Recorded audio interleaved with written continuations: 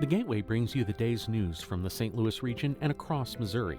It also includes stories from the Illinois side of the river and our Metro East reporter, Will Bauer. In Alton, in Belleville, in East St. Louis, in Edwardsville, in Cahokia Heights, at Scott Air Force Base, I'm Will Bauer. St. Louis Public Radio. Listen to reports from Will and all of our journalists weekdays on the Gateway, on the STLPR app, and wherever you get podcasts. Right now, Missouri is one of a few states without any limits on campaign contributions. That could change if Amendment 2 ends up passing later this November. So we thought it would be a good idea to bring Todd Jones in to explain how this measure could affect Missouri politics. Join him next on another edition of Politically Speaking. 9, 8, 7, 6, 5, 4, 3, 2, 1. I think that is fair to As I say. say, hands to kiss and babies to shake. But I think my record speaks for itself. That's a really good question.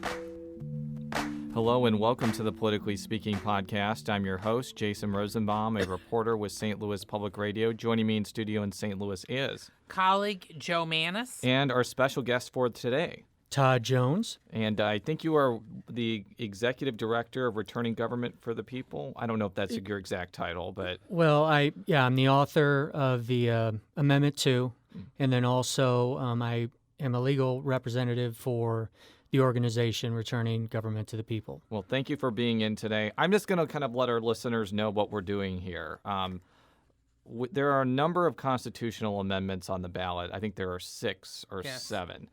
And Amendment 2, beyond the Amendment 1, which is re-upping the conservation tax, is one that doesn't have organized opposition.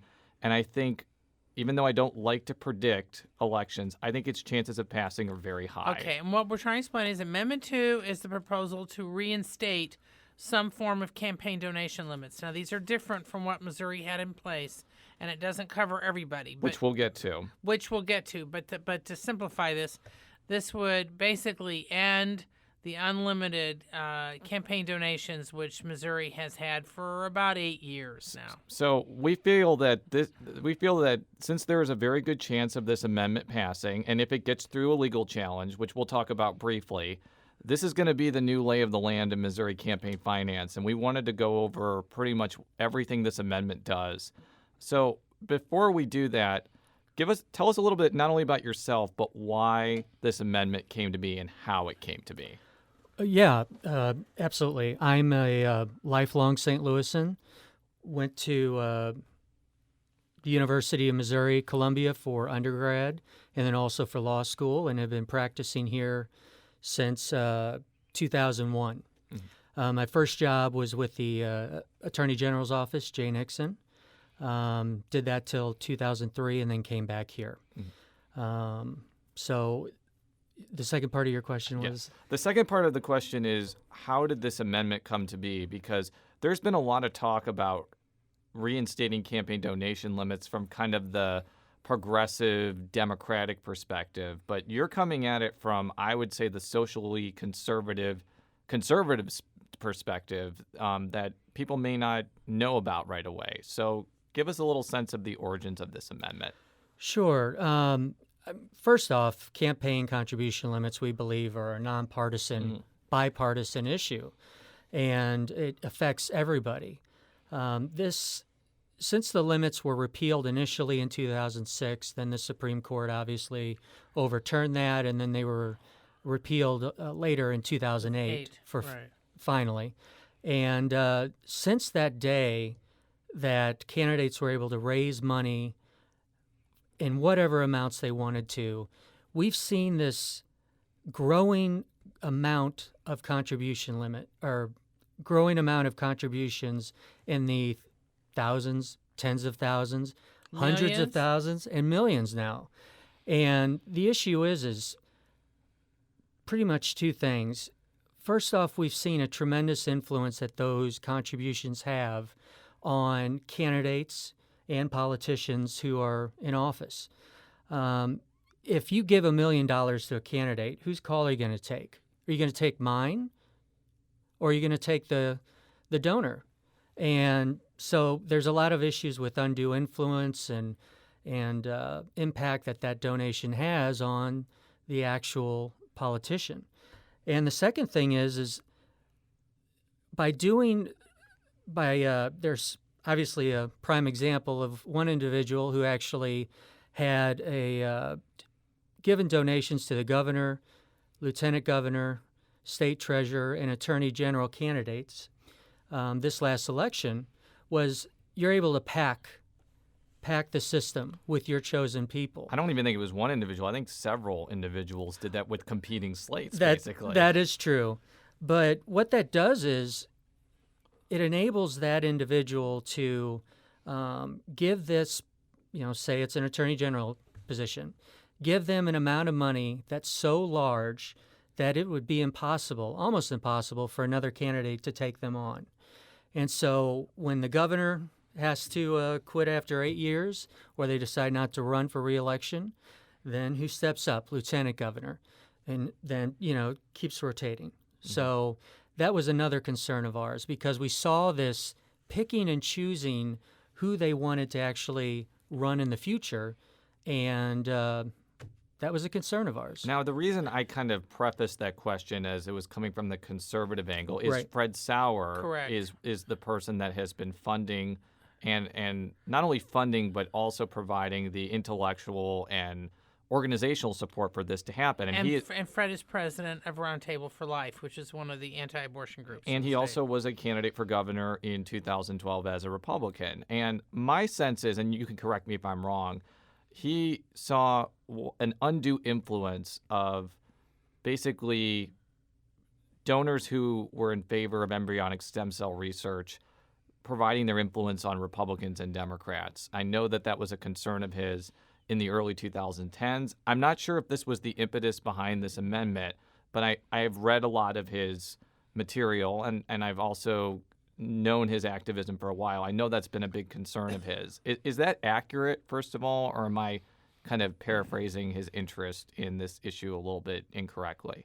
No, I mean, he is the founder of Missouri Roundtable for Life and also Returning Government to the People. And this was a big project that we undertook together and with some other people. It was just this concern. He's always been interested in politics, and even in the 70s was very active in politics. But it wasn't until the getting rid of these campaign contribution limits that he became very concerned with where this was going. You had people who were yes men as Speaker of the House in the state Senate, and you didn't really see the activists of the party, the true party members, actually being able to influence their elected officials because they had these large amount of donations from 1, 2, 3, 4 individuals. And so that was a big concern. You're talking about the embryonic stem cell research that we took on with Mosira when they tried to pass that without any limitations on how that money could be spent. We had no issues with Mosira getting state funding. It was with the lack of limits on it that we believe Amendment 2 from 2006 actually allowed them to spend, whatever money they wanted on embryonic stem cell research. Now, how much support have you gotten, at least maybe privately, by some Republicans or some other conservatives? We've had a number of podcasts, let's say the last year or two, where we've had some former Republican legislators on about different things, and several have said that their 2008 vote to get rid of campaign donation limits was the one vote that they regretted because they had no idea that things were going to turn out the way they are with the amendment, with the donations being so huge. And I just wondered what sort of feedback, even if it's just private, and also, that you're getting. Democratic gubernatorial nominee Chris Koster said something similar, that he regretted that as well. So continue. Yeah, I honestly don't know the hearts and minds of these individuals who voted to repeal the limits. Have they contacted you? That's my point. Not really. Okay. But we haven't been contacted by many Democrats either. Naturally, this issue appeals to Democrats and left-leaning voters because it has been a big issue for them in the past. But we also believe that this also should appeal to conservatives who are concerned about how government is spending money and how it's being used. I mean, to be fair, a little bit of history here without getting into too much in the weeds, but there was about a 6-year fight in Missouri over campaign donation limits in the 1990s, basically over the size. But one of the leaders of the effort in 93, 94 was Roy Blunt, who now is not in favor of campaign donation limits, the last time I talked to him, although he has to deal with them under the federal system. But he had been one of the leaders in 93 and 94 of an effort to put campaign donation limits in place in the state, which prompted the General Assembly to put in place some limits, which prompted voters to put in place stricter limits, which then produced a multi-year court fight, which finally resulted in 1999 with the Supreme Court saying, here's your, because, so my point being is that initially it was not a, quote, Democratic liberal issue. It was actually a bipartisan issue. So I want to just touch on this briefly because I want the majority of this podcast to go into the nitty-gritty. But you expect that if this passes, there will be a legal challenge, given that there were legal challenges before and they were thrown out because they basically said at the end, you have to wait until this amendment passes for that to occur. Do you expect that to happen if this passes? Well, and you're right about the 3 previous attempts to keep this off the ballot. The judge basically said in the district court and appellate court that these were substantive challenges to the amendment, and you can't challenge an initiative until it passes on substantive issues unless it's facially unconstitutional. So we have heard that the other side, who support no limits at all, will file a lawsuit after this passes. Hopefully it passes. But we don't know because we're not in their offices. So Okay, so we want to go through the provisions in depth because people hear the general thing about the $2,600 limit for statewide or legislative, but there's a lot more to this. Right, and I actually have the amendment in front of me. The first thing it says is to elect. Basically, there's a preamble, and the main thing about the limitation says to elect an individual to the office of governor, lieutenant governor, secretary of state, state treasurer, state auditor, attorney general, office of state senator, office of state representative, or any other state or judicial office, $2,600. So that basically means, in layman's term, for any state-based office, no one entity could donate more than $2,600. Is that correct? per election cycle. Per election cycle. So you could get $2,600 for the primary and $2,600 for the general. And it is indexed to inflation later on so that it doesn't stay at $2,600 forever. So why did you pick $2,600? It's the federal limit. I know the federal limit has been also indexed, and so it's probably gone up since then. But it was just a reasonable and easier contribution limit to pick. I mean, you're talking about the prior amendment that passed, that passed in 94. That was way too low. Yes. Way too low. And that was a $300 was the max. And the court found that, and so we just wanted to set a limit that equaled the federal, so to simplify everything. Okay, so that was an easy question going forward. The next provision, it deals with political party committees. Right. Now, before we even get to the limits, when we're talking about political party committees, we're either talking about committees that are directly controlled by a political party, so like the Missouri Republican Party Committee, the Democratic Party Committee, or like a legislative or county committee that's run by a party. Is that correct, first of all? Or is it just, tell me what you mean by political party there. So political party is obviously Republican, Democrat, Libertarian, Green, whatever party that is registered and is allowed to put their candidates on the Well, ballot. but does it include, let's say, the Senate Majority Fund, for example, which is the Republican arm of the effort to keep the state Senate in Republican hands? I mean, I'm using that as an example.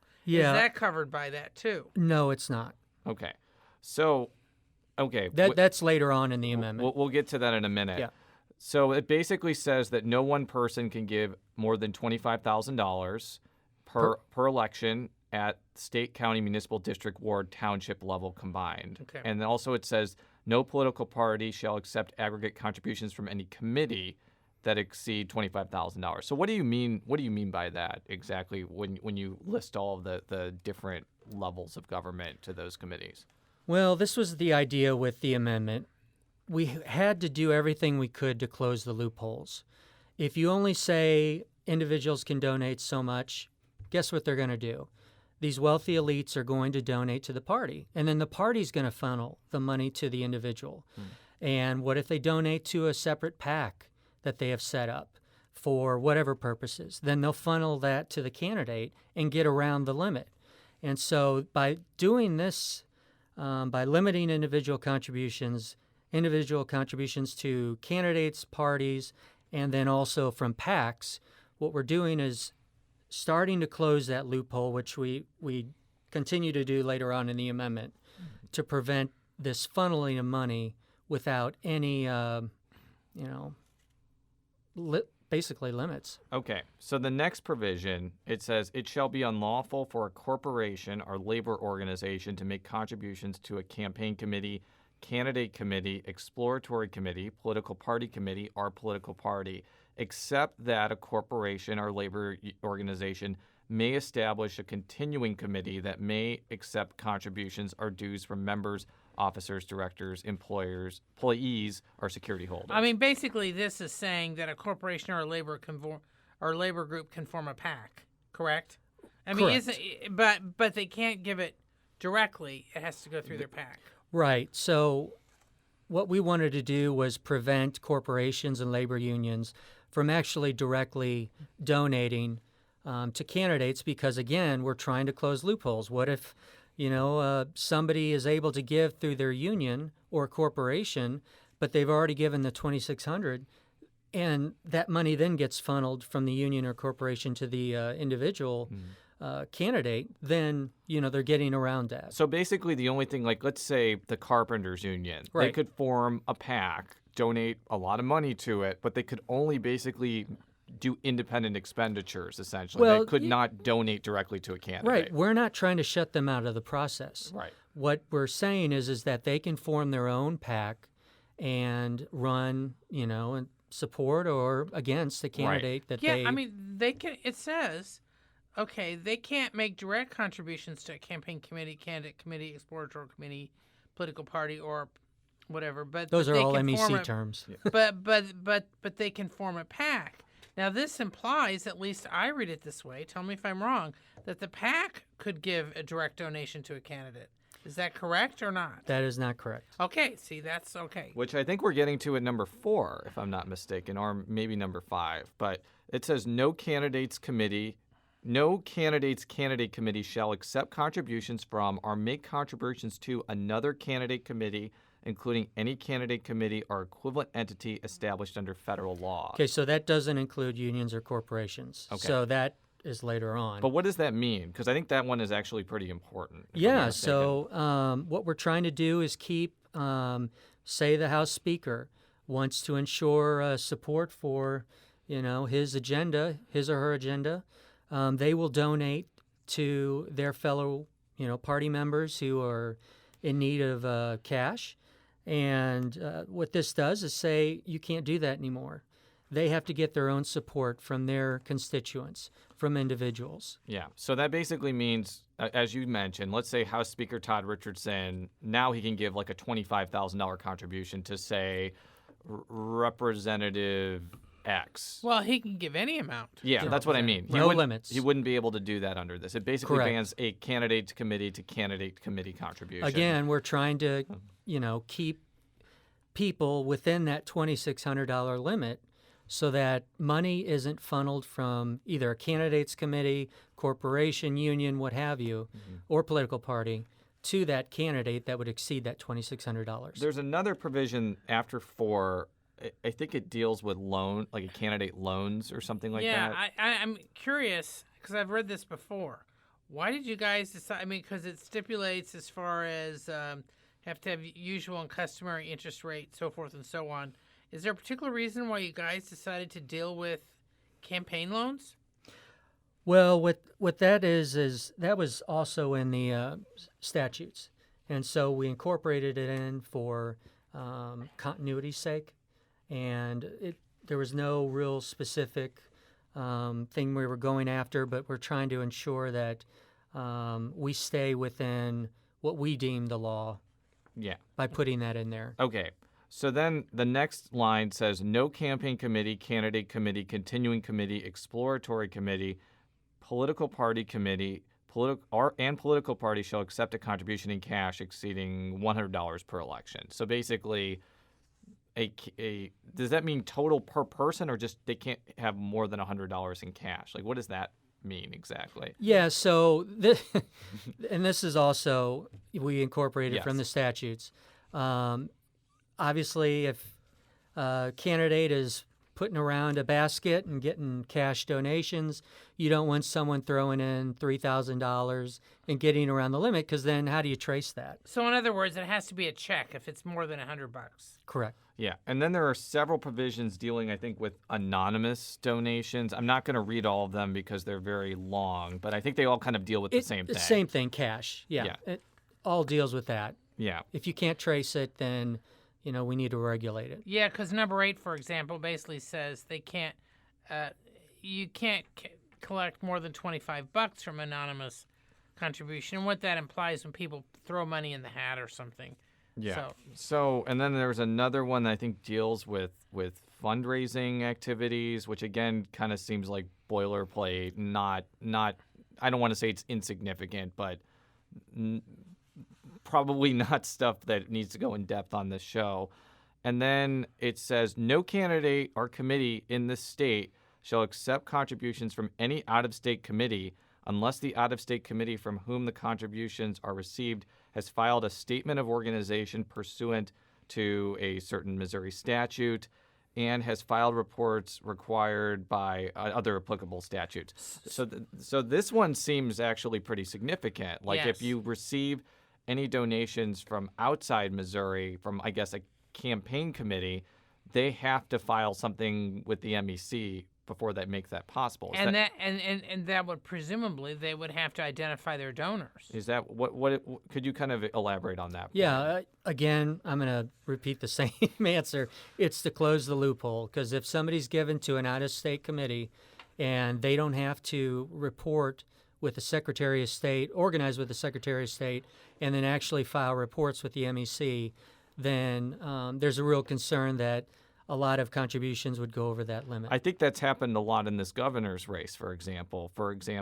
I'm not trying to pick on him in particular, but Eric Greitens received, I think, almost $2 million contribution from a group that filed with the FEC. And I don't know, I'm not even sure if they filed with the Missouri Ethics Commission. No, they did not. So basically under this amendment, people wouldn't be able to do that anymore. Is that correct?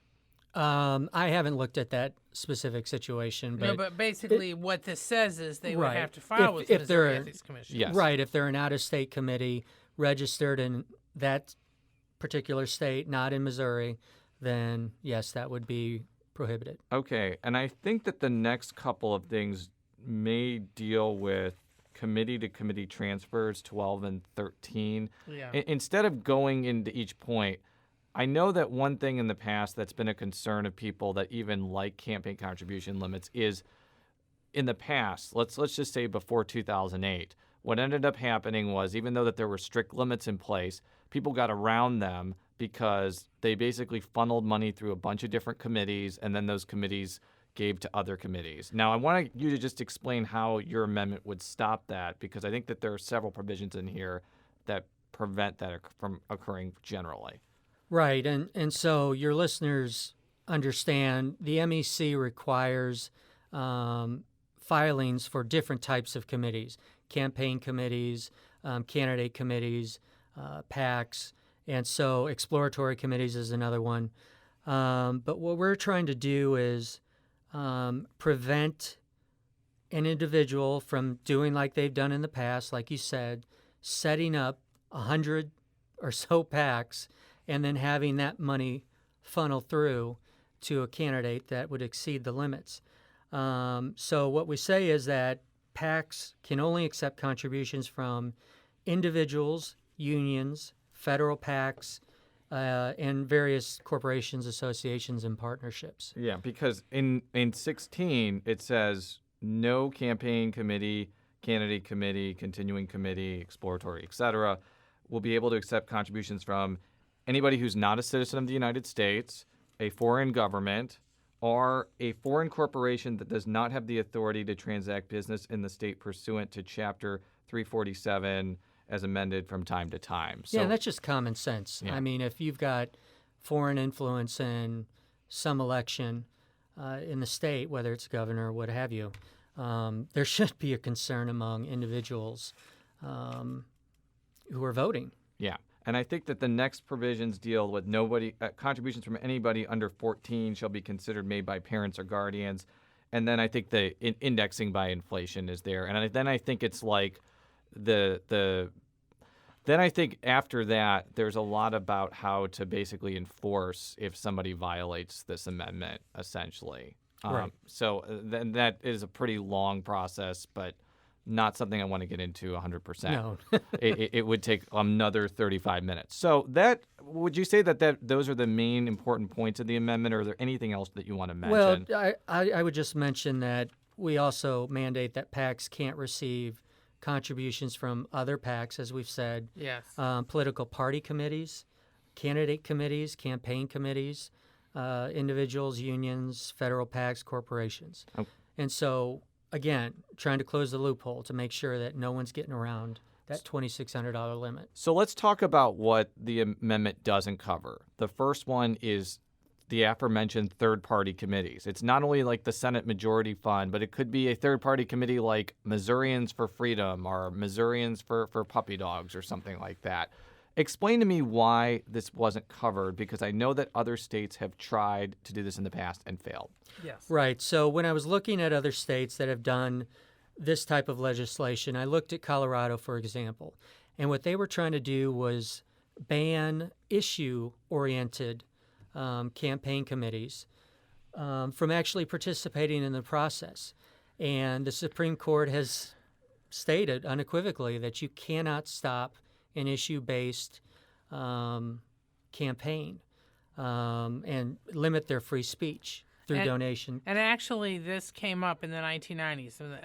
I mean, with that, just to oversimplify it, but this is the reason that Missouri's original campaign donation limits did not apply to these outside groups, and that's why, let's say, in this stem cell fight, the Stowers were able to give $30 million to the campaign committee that was running the pro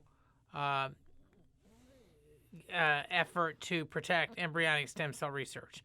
I'm simplifying it, but the bottom line is they didn't do it 20 years ago, and that's why. Yeah. And so this Right. is why they're not doing it this time either. But continue. Right. No, it's a free speech issue when you're dealing with an issue, and so such as our issue, we can't have restrictions on the ability of an organization or individuals to participate in the process by trying to pass legislation, whether it's statutory or through an amendment. Because there is a bit of, and this is irony, not by any fault of your own, because I've predicted this for years. But in order for a campaign contribution amendment to even get on the ballot, somebody is going to have to pump a huge amount of money to get the signatures, to fight all the legal fights, and to run a campaign. So I know Mr. Sauer has donated quite a bit of money to this, and I'm not trying to call him like a hypocrite or anything. This is just what he had to do because A, the courts have upheld it, and B, if you want to achieve the goal of getting something on the Missouri Constitution through the initiative petition process, you have no other choice, basically. No, you don't have any other choice. And plus, we've seen through the legislature, they don't want to do this. No, they don't. Why would you want to give up the ability to raise unlimited funds for your future campaigns? And so this is the only way that you can actually get this issue on the ballot. And it is an expensive process. It's you're talking upwards of $1 to $2 million. And you could say, like, Fred Sauer is a true believer of this because he's willing to put his money up to get it passed. So more power to him, basically. So the other thing I wanted to talk to you about, and it's something I bring up often, and I'm not trying to tell candidates to do this, but I'm bringing this up because we live in a Missouri campaign finance system where lieutenant governor candidates get $1 million donations, where we had a stretch of time in the governor's race where every candidate got like $1 million or $2 million in the span of 48 hours. What I'm trying to say is Missouri candidates love taking in lots of money, and they'll be willing to do it no matter what. So with that as a backdrop, this particular amendment does not limit donations to candidates for municipal or county offices. And one of the things that not only have I brought up, but some other people have brought up, is they fear that a bunch of candidates after this pass are going to create campaign committees to run for mayor or county commissioner, raise unlimited amounts of money in it, and somehow use it either by transferring it to a new committee or just running independent expenditures for their own benefit. Could you address that possibility? Because I think that we may want to clear the air on whether that's possible. Right. So what we were trying to do with this amendment was to simplify it and also not deal with an issue of, well, a court could come around and say, no, this should have been in another section of the Constitution, and thereby this amendment is null and void. And so we were trying to avoid that. And, you pick and choose what your battles are, and that was not a battle that we were going to fight. Obviously, the MEC would have to rule on that and tell us if that is allowable. But again, what we're saying here with this amendment, if it passes, is there's a $2,600 limit. Now, I noticed at the end you do have a severability clause that says that the legislation remains valid even if part of it is thrown out in a court case. But in the case of the donation limit, here's my question. If the court rules that it's improper to have a donation limit that doesn't apply to everybody, wouldn't that in effect toss it out? I mean, toss out your main point. Well, I don't know what the plaintiffs are gonna attack the amendment on. It could be anything. I'm not sure that's what was at stake in the prior litigation. No, but I'm talking about now. I mean, I'm talking about for the average person. So, I mean, what is your thought? Because you obviously know a lot more about this than I do. Well, so what the plaintiffs did in the previous 3 cases in which we won all of them, were they dealt with the issue of our restrictions on foreign corporations, utilities, and state-chartered banks from being able to donate. And I'm assuming that's what they'll argue again. But what our argument is that you're dealing with highly regulated industries that are susceptible to either the appearance of or actual corruption or undue influence. And so the Supreme Court has actually held in FEC Beaumont, the United States Supreme Court, that these types of restrictions under federal law are allowable. And so, we don't see any reason why these restrictions would be overruled in that case. Now, going back to the municipal and county committee question, you are correct. The MEC will have to issue an opinion on that. I inquired them about it. Basically, what they told me is they looked into this question when the old limits were in place. And they basically came up with an opinion that basically said you can't do what I just explained, raise a bunch of money in one committee and then change the status of your committee and then, reap all the benefits from that. Campaign donation limits would apply. But since this is a new system, what in a lot of ways it's not new, though. because we did incorporate a lot of the previous statutes Yes. in, Yes, into the amendment. I do agree with that. But James Clark, who's the executive director of the Ethics Commission, told me, and this is a direct quote, we would probably anticipate that we would get new and fresh requests for opinions on the new language, assuming it survives challenges and actually becomes the law of the land. I would imagine that people would not feel that comfortable relying on a short 3-paragraph opinion from 2006. My guess is they would want some clarity from a current commission and current staff. So that probably makes sense. It's very possible that they may decide as they did in 2006. But if they decide otherwise, and the scenario I mentioned is allowable, would you concede that could potentially weaken the effectiveness of the amendment? Not at the state level. Tell me why. Well, I mean, because we still have these restrictions. So regardless of where this money's coming from, and if they, we're dealing with hypotheticals. We are dealing obviously. with a hypothetical. So, here. I mean, I have no idea what the MEC would decide to do. But after in the looking at this. hypothetical, by the way, is somebody creates a municipal committee, raises an unlimited amount of money, changes the designation to a state-based committee. As I said before, the previous MEC opinion says you couldn't do that. I'm just asking you if they decide that you can do that, whether the effectiveness would be downsized. Yeah, I mean, in my opinion, and take it for what it is, I believe that our limits would still apply. So if, somebody gave $50,000 to somebody running for mayor of the city of St. Louis, then they could only transfer $2,600.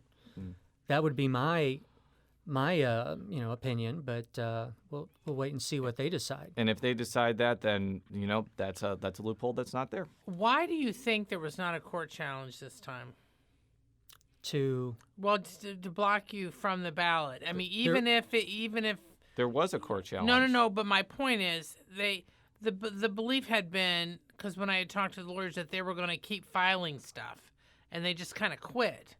And they're letting it go on the ballot, and they're going to wait and then see what happens and maybe come after it again.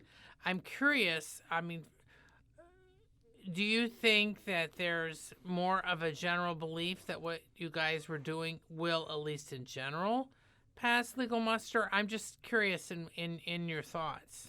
Well, I mean, they did challenge us 3 times, trying to keep it off the ballot. Correct. But they were challenging us on substantive issues which can't be decided.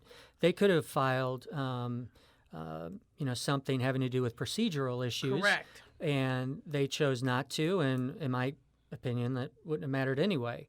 But once you're shot down for, if your argument's a substantive issue, then, that's it. There's no reason to file anything else until the vote of the people. From my understanding, because I was doing some I'm revealing my secrets here, but I sent a direct message to one of the lawyers involved through Twitter. I think that they were trying to get it transferred to the Missouri Supreme Court, and then the Missouri Supreme Court rejected that transfer. And they denied. They just decided we're going to try after the amendment passes. That's my understanding, and I could be wrong there, but I think that's what's going on here. So I want to ask a more general final question. If this ends up passing, which again, I think the chances are high, how do you think this is going to make Missouri's campaign finance system better? Well, first off, it's going to allow the people to actually take back control of their legislature, of their governor, of their lieutenant governor, because these candidates are going to have to come to the people to get donations. They can't rely on a few individuals in a room, a smoke-filled room, to fully fund their campaign, which some people have done, especially in this previous primary.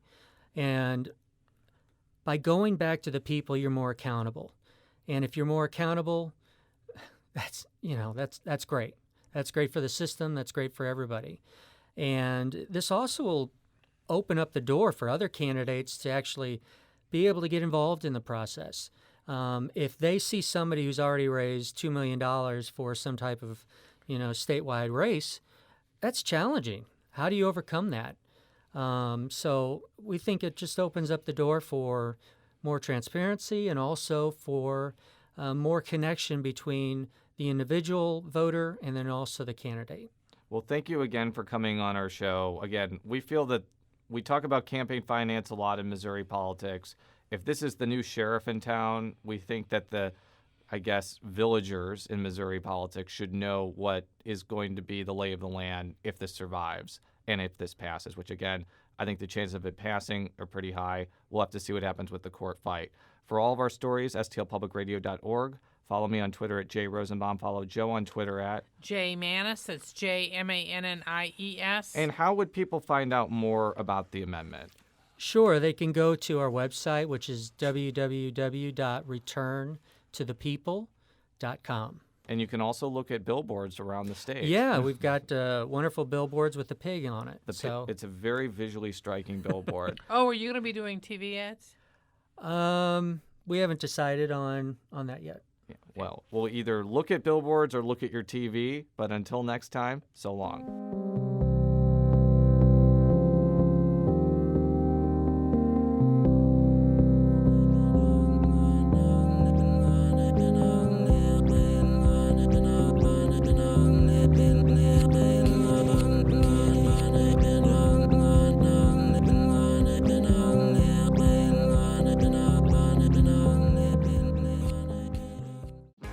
If you have a smart speaker, you have access to the entire world of NPR and St. Louis Public Radio. All the latest news and all the captivating stories. Activate our voices with yours by telling your smart speaker to play St. Louis Public Radio.